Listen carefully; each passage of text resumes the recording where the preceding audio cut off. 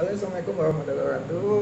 Kembali lagi di channel saya. Sorry lama sekali saya nggak upload karena ya berbagai kesibukan dan masa pandemi ini juga harus siap siaga. Nah, pada kesempatan ini saya akan membahas tentang UKPPI ya.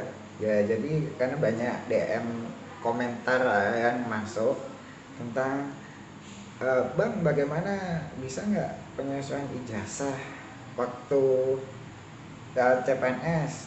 Lalu bisa nggak apa saya masih posisi semester 3 nanti untuk saya lanjut kuliah, tetap lanjut kuliah atau bagaimana? Nah, itu sudah saya bahas sebelumnya ya. Untuk saya ulang sedikit, jadi mending lanjut saja ya. Usahakan untuk mencari izin belajar. Nah, kalau Anda beruntung, nanti selanjutnya bisa apa tidak penyelesaiannya akan lebih mudah kalau Anda punya izin belajar. Nah, selanjutnya nanti penyelesaiannya bagaimana? Ya, lewat UKPPI. Nah, bagaimana juga misal Anda sudah S2, tapi Anda mendaftar di formasi S1, bisa tidak penyesuaian? Nah, itu banyak saya bertanya seperti itu ya. Nah, saya sendiri juga uh, kurang kurang jelas juga, tetapi menurut saya UKPPI itu apa? Yaitu ujian kenaikan pangkat penyesuaian ijazah. Jadi buat kalian yang misal dari D3 ya, ini nah itu ke punya ijazah S1. Nah, nanti itu akan langsung dari 2C ke 3A. Begitu juga misal dari S1 kan 3A ya. Nanti sudah punya ijazah S2 nanti ke 3B. Sama juga yang dokter S3 ya, dari 3B ke 3C seperti itu ya. Nah, jadi UKPPI itu program ujian kenaikan pangkat pendidikan ijazah itu dilaksanakan oleh provinsi, di mana nanti setiap daerah-daerah kabupaten, BKD kabupaten itu mengusulkan nama-nama siapa saja yang akan menjadi pesertanya. Jadi penyelenggara utamanya tetap dari BKD provinsi, kemudian dari BKD kabupaten mengusulkan nama siapa saja yang mendaftar, diseleksi, kemudian nanti bisa mengikuti ujian kenaikan pangkat penyesuaian ijazah ini. Nah, jadi sekilas seperti ini ya gambarannya. Nah, ini nih. Nah, di sini juga dari Jawa Tengah ya. Jadi ada seleksi, selamat datang peserta ujian seleksi kenaikan pangkat penyelesaian ijazah ya, dengan metode apa TMMK, tes pengalaman komputer ya. Jadi tesnya itu sama seperti kayak apa kemarin tes CPNS ya. Jadi bedanya ini TKD TKP, istilahnya bukan SKD SKP. Kalau SKD SKP kan seleksi kompetensi dasar ya. Kalau ini TKD TKP ini tes kompetensi dasar, tes kompetensi bidang. Nah, kita lanjut langsung ini ya. Jadi ada SK-nya ini dari Sekda Provinsi Jawa Tengah. Jadi ini Januari 2020 ya, terbaru ya. Jadi ada tingkatan. Nah, bagi yang punya ijazah SMP, SMA atau D1 itu nanti dia termasuk UKPPI yang tingkat 1. Nah, tingkat 2 itu yang D2 dan D3. Dan bagi yang punya ijazah D4 atau S1 itu nanti dia termasuk ke tingkat 3, S2 S3 dia termasuk yang tingkat 4. Nah, bisa dilihat juga ya. Ini nih persyaratan pesertanya ya. Jadi berstatus PNS dan diusulkan oleh pimpinan SKPD-nya masing-masing ya. Nah, memperoleh ijazah untuk S1 itu paling rendah akreditasi kampusnya itu B. Kalau S2 itu paling rendah akreditasinya C. Dan S3 paling rendah punya izin penyelenggaraan untuk pendidikan. Nah, selanjutnya itu ini bisa dibaca sendiri ya. Lalu kita masuk ke ini. Nanti itu dia jadi ada tetap seleksi berkas ya. Jadi apakah Anda jadi alurnya itu Anda ke BKD kabupaten, terus nanti mendaftarkan, kemudian nanti BKD kabupaten itu melaksanakan pendataan.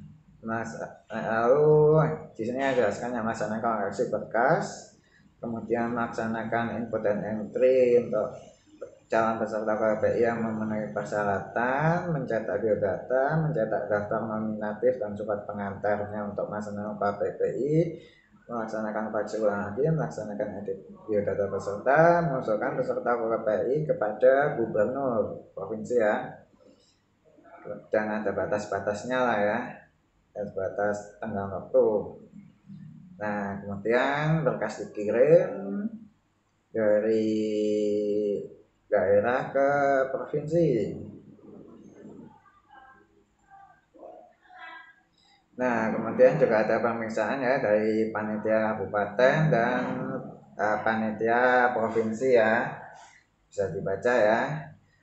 Nah, jadwalnya juga ada jelas, kemudian juga ada materinya ya, yang tadi yang saya sebut. Nah, bedanya itu di tingkat 3 dan 4 itu ada karya tulis.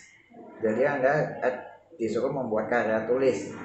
Ya mungkin seperti kayak latsar ya. Kalau kemarin pernah mengikuti latsar CPNS ya, seperti karya tulis latsar lah.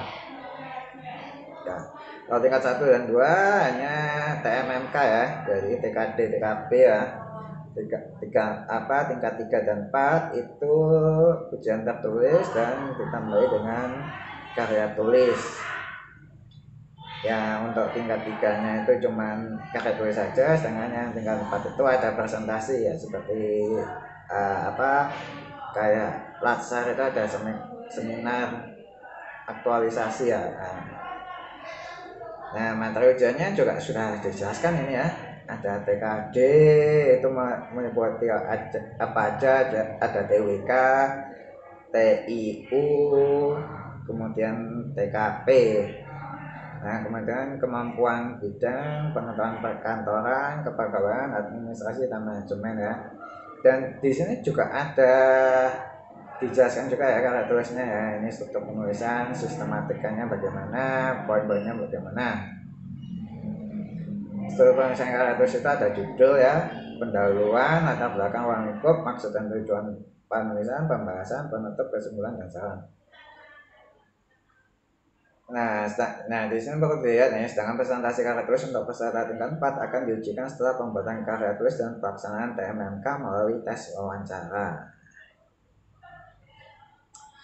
Nah, ini ada passing grade-nya ya, menarik ya. Jadi ya ada passing grade juga, apa kalau lulus atau tidak.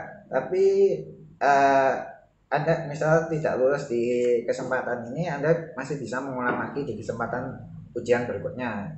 Di peraturannya juga ada itu nanti. Nah, ada pembobotannya. Jadi tingkat 1 ada passing grade-nya, tingkat 1, tingkat 2 60% TKT, 40% TKP, tingkat 3 40% TKT, 30% TKP, 30% tes karya tulis. Tingkat 4, nah ini bisa dibaca sendiri juga ya.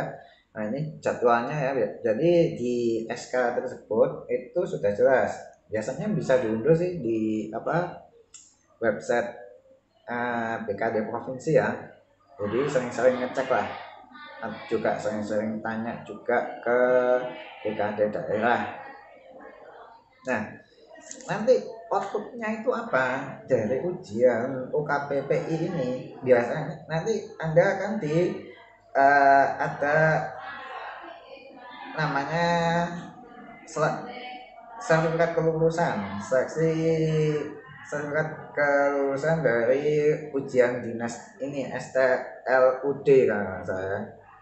Nah, biasanya di surat kelulusan itu dari rangkaian ujian UKPP ini nanti ada langsung penempatan. Nah, entah itu nanti penempatannya tetap di instansi masing-masing atau bisa juga dipindahkan ke instansi lain satu kota atau juga instansi lain luar kota. Nah, jadi langsung langsung ada penempatan. Saya pernah lihat ya, jadi juga bisa di browsing lah. Nah, uh, saya kurang tahu lagi, tapi kalau di butir ketiga ini disebutkan ya, memiliki surat izin belajar atau surat keterangan belajar dari gubernur kecuali yang ijazahnya diperoleh sebelum diangkat sebagai calon PNS.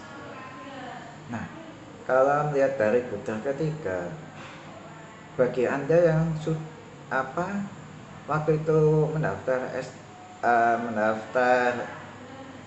misal S1 ya, jenjang S1, tapi sebenarnya Anda punya ijazah S2. Nah, kalau di persyaratannya itu tidak bisa. Jadi karena di butir ini kecuali yang ijazahnya diperoleh sebelum diangkat sebagai calon PNS. Nah, kalau melihat seperti ini akhirnya ya tidak bisa berbenturan. Jadi buat kalian yang sudah punya ijazah S2 tapi mendaftar lowongan CPNS S1, maka S2-nya kemungkinan besar tidak dapat digunakan kecuali sekolah lagi. Soalnya kalau di butir ini bunyinya seperti itu. Nanti mohon juga koreksi jika salah ya. Tapi juga konsultasi juga ke BKD daerah bagaimana bunyi penjelasan dari butir tersebut ya. Jadi lebih baik mana sudah punya ijazah S2 dan mendaftar S1 apakah bisa penyesuaian? Kalau dari bunyi butir ini mohon maaf tidak bisa. Tapi jika Anda masih sekolah pada saat CPNS itu Anda akan kemungkinan untuk mengikuti UKPP ini bisa. Apalagi Anda punya IPL ya. Jadi ada juga video saya sebelumnya membahas tentang izin belajar ya. Usahakan Anda bisa mendapatkan izin belajar. Saya tanya ke konsultasi ke BKD bagian BPSDM. Mungkin seperti itu saja. Kalau ada yang ditanyakan silakan di kolom komentar ya. Sampai jumpa di video saya yang berikutnya. See you.